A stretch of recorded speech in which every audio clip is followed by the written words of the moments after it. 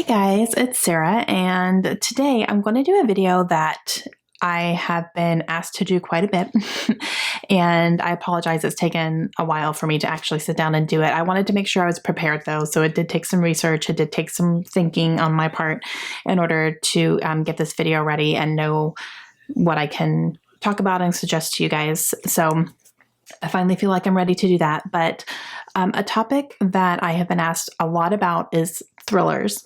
And the reason I get asked a lot about that is because that's my favorite genre.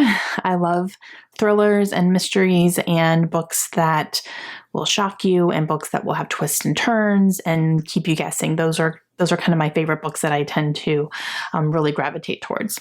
I've been asked a lot about the differences between tamer thrillers that don't have a lot of graphic images, that don't have a lot of gore, that don't have, all the intensity in it, versus the books that do have the intensity in it, and suggestions for both, kind of what the differences are and the suggestions. So that's what I'm going to talk about today. Okay, so let's talk about some of the less intense books and kind of what those include, and some examples of books that I have read and really liked, and then some authors that I think are great as well for that. So definitely for the more tame, it's more mystery based than thriller, I would say. It's definitely more of a keep you guessing type thing. It focuses more on whatever the subject is versus the details of crimes. Like it doesn't have a lot of the violence. You don't usually see the crime happening in the books. There's not descriptions of the crime actually happening and what's happening while it's, being committed. You kind of know what happened a lot of the time that's in the past, and you're kind of watching usually somebody try to solve it, and you're kind of getting the story that way. So you know what happened, but you're not getting all the details of it. So there's not a lot of that. There's not a lot of sexual content in them usually either, or if it is, it's more like a fade to black thing. So you know that it's happening, but it's not described. They also usually tie up pretty nicely. There's a case and then it gets solved, and you know who did it and you know what happened. And it usually ties up pretty nicely with a little bow, especially in detective series where, each book in the series is a different case. It's solved by the end. But the authors do tend to keep you stringing along a little bit and tend to keep you guessing and try to throw you off a little bit here and there, but it's not, you don't kind of feel like you've been slapped across the face by anything, basically. Some good books that I have read that are kind of like that, where it keeps you guessing. Sometimes there's some twists and turns that you didn't see coming, but the content is not heavy. It's not graphic. It's not gory. There's not a lot of sexual situations at all in some of them. And some of them, if there are, they're not detailed description type things. So some ones that I have personally read, The New Husband by DJ Palmer was a recent one that I really enjoyed. Our House by Louise Candlish was really good as well. And The Silent Patient by Alex Michaelides.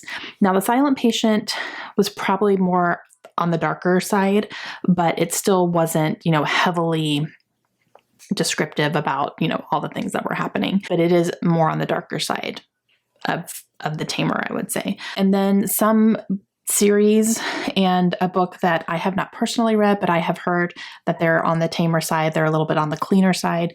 The Maisie Dobbs series is a big one, and The Historian by Elizabeth Kostova, I have heard, is a really good mystery book. It actually takes place, I think, in like Dracula times, but it's still clean. That's what I've heard. So if you've read it and you disagree, please let me know down below. Or if you do agree, let me know. Just in my research, that's kind of what a lot of people were saying who have read it. Now, for authors, people I could suggest that I have read, definitely Riley Sager. He does write thriller books, but they're definitely more tame. They're not overly graphic, and they're more scary, I would say, more creepy than intense and violent. Yeah, but I've only read 2 of his books. So he does have 2 other ones that I have not read yet, but I have read Last Time I Lied and Home Before Dark. So I haven't read the other 2, which I do want to do. But of those 2 that I have read, they have not been super intense, like gross, descriptive type of thrillers. They're a little bit more on the tame side, but definitely keep you guessing. You think you know what's happening, but you don't, that type of thing. So he's one I could definitely suggest. I could also suggest Greer Hendricks and Sarah Buchanan. They are a writing duo. They have written 3 books. They wrote The Wife Between Us, which was my favorite. They also wrote Anonymous Girl, which was good. And most recently, they wrote You Are Not Alone, which I really enjoyed. So those 3 books are definitely mysteries. It keeps you guessing. You don't really know what's going on, but they're not overly graphic in any way. So those are good. Another author that I've really enjoyed that's kind of more on the tame side is Claire McIntosh. I have not read all of Claire McIntosh's books yet. I have read 2 and I really did enjoy them, and they were more like on the mystery side of things. And they were definitely books that kept me guessing, had some twists that I didn't see coming. But they weren't overly descriptive. They did have some morally gray characters, definitely, making some questionable decisions, but it wasn't anything, completely dark or sinister, not really any sexual situations that I remember either. So she would also be another good one where if you want something a little bit more on the tame side, but will still keep you guessing, she's a good one. And then a couple other authors that I saw on my research were Mary Higgins Clark, who's very prolific, and she actually just passed away, I believe, and she writes mystery books, and they are very, very popular. So if you haven't read a Mary Higgins Clark, but you like kind of more on the tamer side, she would probably be a good one. If you go back to the beginning, they're going to be a little bit dated just because she has been writing for a very, very long time, and she has a lot of books out, but she's a good one that a lot of people were saying, more of a clean author. And then Alexander McCall Smith, who wrote the #1 detective agency, #1 ladies detective agency, which I've heard a lot about that series actually, and I heard it was really good, but it's also more on the cleaner side, just not overly descriptive of the crimes that are happening in them. All right, so let's talk about the more intense thrillers, which is my jam. I like it. I don't know why. I just do. Yeah, I like the books that shock you. A lot of them are written in order to shock you. I kind of enjoy the overly described graphic things and the gore and the sexual situations. I just kind of enjoy that stuff. I feel like I have to apologize for that, but I'm not going to. So, but they're kind of written to shock you and to make you feel uncomfortable. And I think that's what I like. Sometimes I really do like to feel uncomfortable. I like something that's going to, make me read something and just go, I am really uncomfortable with this, but I'm fine, but it's okay. So I just tend to enjoy that. There are definitely twists and turns in them. A lot of them are psychological, and a lot of them could actually end with you still having questions about, wait a minute, but what about this? And what about that? And that was never answered. Sometimes they're open-ended, which sometimes can be frustrating, or sometimes it'll end in a way that you're not seeing or that you don't expect, and it makes you mad. Gone Girl is a big one. I personally really liked the ending of Gone Girl. I know some people who hated that book because of the ending. Like, they really liked it up until the ending, and then they were like, and I'm done. So I personally liked it. I thought it was brilliant, but they can definitely do that. Not all of them, but some of them can definitely do that. Yeah, that's just, I don't know. I don't know what it is about the content that just, I enjoy it. I don't know. It's just my jam. So I like that, which is funny because I don't like horror movies. I don't like horror stuff. I don't like to really watch it. The most gory type of things I can watch is Walking Dead. I love Walking Dead. That's one of my favorite shows of all time. I think it's amazing.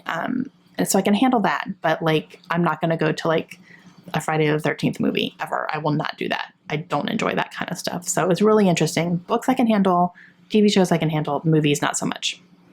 I know, it's weird. Okay, so some of my favorite intense books are American Psycho by Bret Easton Ellis.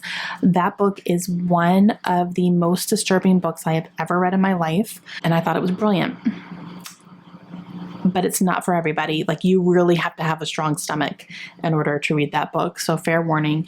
I have not seen that movie yet. I actually do want to watch the movie adaptation for that one. I do want to watch that. But yeah, that book was, whew, man, I had to put it in the corner for a little bit to make it think about what it did. No Exit by Taylor Adams is another one, a little bit more recent that I really, really enjoyed. There are descriptive violent scenes in that one. There's not any sexual anything in there, but there are violent scenes in there. So fair warning on that, but that book was amazing. Come Orange Strike series by Robert Galbraith, J.K. Rowling. That's her pen name. This one is, yeah, it goes there. The third one is definitely the darkest one of the three because you actually get into the mind of a serial killer, which was really interesting. But she does have more graphic content in this series than she's ever had in any of her other books. I have officially read everything that she's written. So, obviously Harry Potter doesn't have any of that. But The Casual Vacancy was also, that one was not a thriller book. It was more of a literary fiction, I would say, kind of character study type of book, but it did go darker in that one, in that there were some uncomfortable scenes in that too, but nothing like violent or anything. It was more just people making really questionable decisions. And in the Camoran Strike series, there's definitely violence because, he is a detective, so he's solving crimes. And you do get the descriptions of some of the crimes. You get descriptions of the crime scenes, and there's a lot of cursing in the book. So, yeah. So she definitely goes darker in these. So I would include these in like kind of a more intense, as far as descriptions and stuff goes. So definitely that one. Also, Stillhouse Lake by Rachel Kane is really good, but definitely some descriptive things. Oh man, I've only read the first book. I haven't read the rest of the series yet, but I really want to. But the first book, our main character finds out that her husband is a serial killer, and you get the description of what he does to these women. And it's hard to get out of your head. So there's that. Also, You by Caroline Kepnes is pretty descriptive in not only some of the things that Joe does to people, but what he's thinking about doing to people as well. And a lot of sexual content in this one too. Just being in his head because it's told from his perspective. So you're in his head the entire time in this book, and he's stalking somebody and doing other things to other people. And it's just crazy. So that's one of my favorite books. I love that book. Okay, so those are some of my favorite individual books. Now for authors, definitely Karen Slaughter.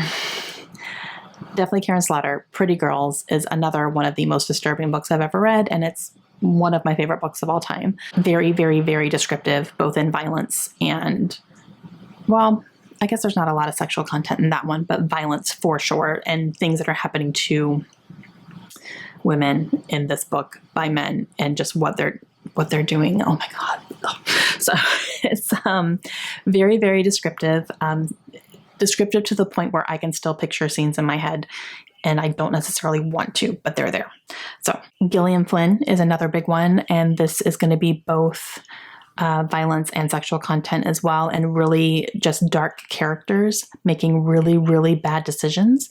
And you see the fallout from all that stuff, but she's definitely dark. She's definitely a little bit more of an open-ended author as well. So you kind of question things along the way, and then you still have questions after you're done. And then she's the queen of plot twists. Just perfect. Steve Kavanaugh is another author that I have recently read and really enjoyed his book 13, which I actually found out was in the middle of a series, but it's a series you don't have to read in order necessarily, because I read 13 and I loved it. I thought it was brilliant. You are in the mind of a serial killer in that one as well. You're going between two different perspectives, but one of them is a serial killer. And oh my gosh, this man was insane. Very descriptive in the violence in that one. But oh my goodness, I want to read more from him for sure. And then the king of horror, Stephen King, definitely is a very graphic writer, and very graphic on the violence, very graphic on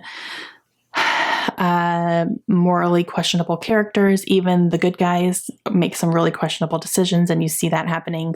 And then obviously, he does have more tame books as well. So he does have more of a mystery type thing in like the Mr. Mercedes series is more of a mystery. And what else is a little bit more on the mystery side versus the horror? I'm not sure about some of the other ones, whether they're like strictly horror or if they're more mystery, because I haven't read that much of Stephen King. I've only read a few, but there is 11/22/63, which is actually like historical fiction. So there is that. That's definitely, less, it's not on the violence or the gore or anything like that in that one. But, definitely It and Pet Sematary, and Gerald's Game and all that stuff. That's more, that's the graphic stuff. Those are the ones that I've read that are graphic and just, cursing and all sorts of, R-rated content in those. So Stephen King, you can kind of pick and choose which one you would want to read. If you want to read Stephen King, but you want more tame stuff, I would definitely go 11/22/63. That's one of my favorites. I read that, years and years and years ago.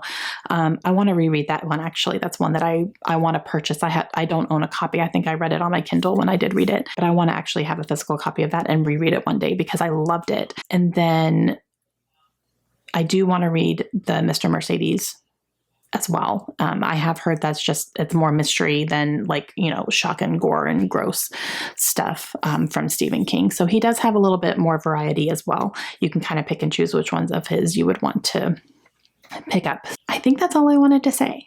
So I hope that kind of gives you a little bit more of an idea of the differences in the thriller genre, because there's definitely, a scale of, you can go from pretty tame and clean to what's wrong with these people and why do I like it so much? That's kind of where I am. There's definitely a scale there that you can kind of pick and choose how much you're comfortable with and what you're interested in reading. So let me know down below if you guys agree with my assessment of thrillers. Let me know if you agree with the books and the authors that I have suggested. If you can suggest more down below, that would be great. Either way, so that if anyone is looking for some more recommendations, they can see down below. And I would love to get your feedback on the topic of thrillers. What do you enjoy? Who are authors you tend to gravitate towards? Let me know that as well. Okay, so I think that is it. I will talk to you guys again soon, and I hope you have a great day. Bye.